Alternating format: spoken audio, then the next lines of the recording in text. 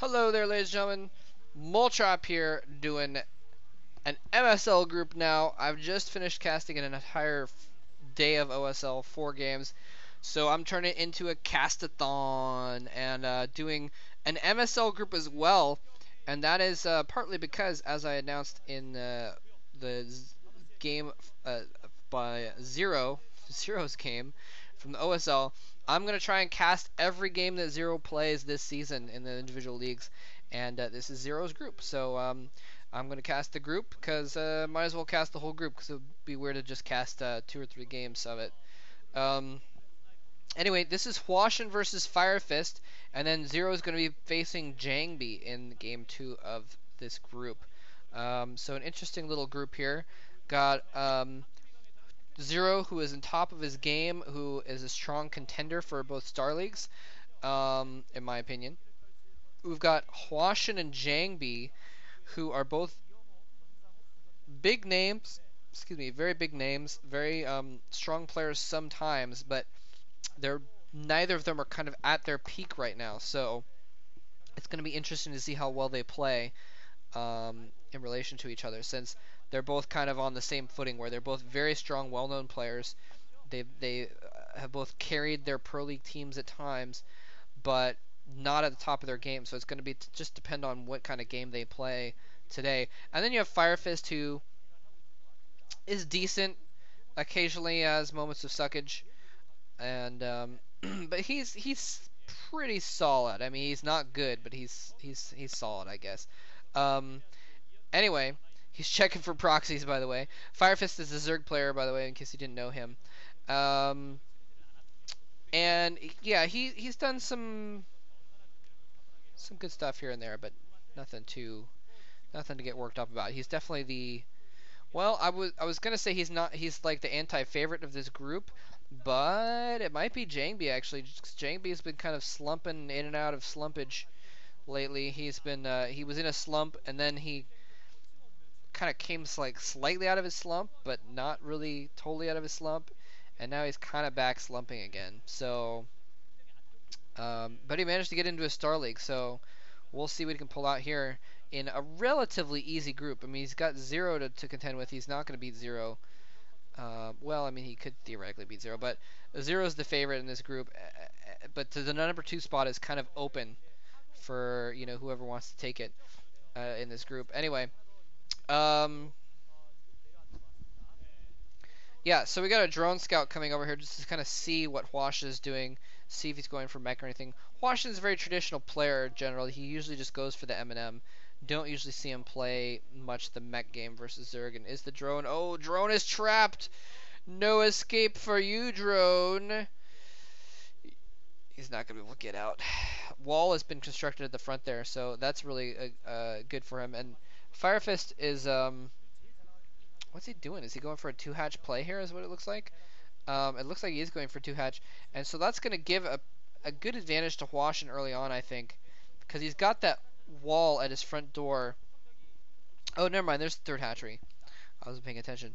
So he does have a 3rd hatchery. So never mind. He's going for 3-hatch play. But still, Hwasin has that wall at the front of his door that's going to really keep anything from attacking him at the front. All he needs is a few Marines behind that, and he'll be fine.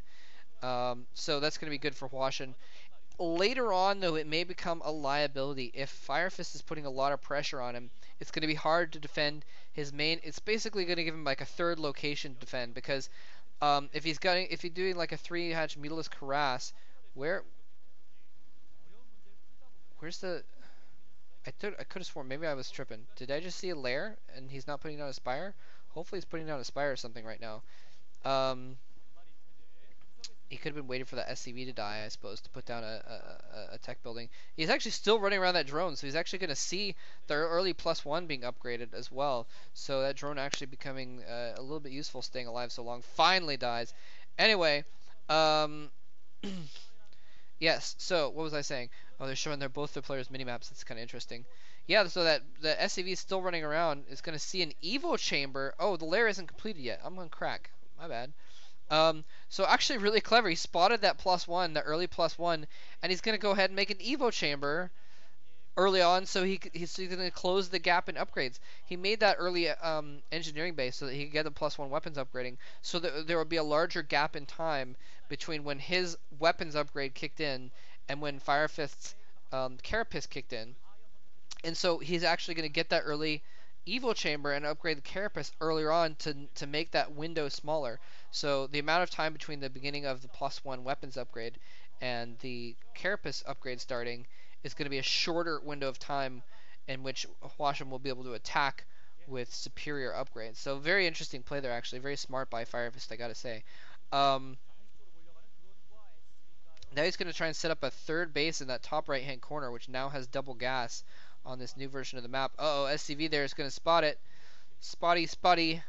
SCV, S and SCV for spot. What the heck does SCV stand for anyways? I never have really paid attention to SCV. Something vehicle. And oh, actually he's going to send in a couple Zerglings to kill off the SCV and then plant the hatchery. Very clever, very clever. Firefist playing very cleverly today. But Hwasin has a lot of racks going now. Anyway, and a starport as well. Oh yeah, I never finished that thought. So yeah, it can create a liability because if he's doing a Mutalisk harass, then he has to defend that front. Otherwise, the Mutalisks can just run up and pick off the depots and the barracks that's there. Oh, actually, never mind. It looks like he floated the barracks up to the location of the other barracks. So never mind. It's not going to be as bad. He does need to get a turret near there though. Otherwise, those depots will be pretty vulnerable. That's a good location actually. It's right next to his racks, and it's going to protect those depots to an extent. So that's a nice spot there. Anyway, Spire is up. Mutas are popping out now. He's going to have a little bit less gas in the bank because he's been upgrading the Carapace upgrade for his ground units at the same time, but it's only going to short him 1.5 mutas basically worth of gas. And he hasn't had to make any sunken colonies though, so he's going to have plenty of minerals for these mutas, so they're going to be able to pop out pretty quickly here. He's got his initial 8 or 9 there, moving out, trying to find where that Terran group of units is and try and engage it. Try and keep him back in his base for a while he gets that third base up at the top right. That is crucial. The third base has completed.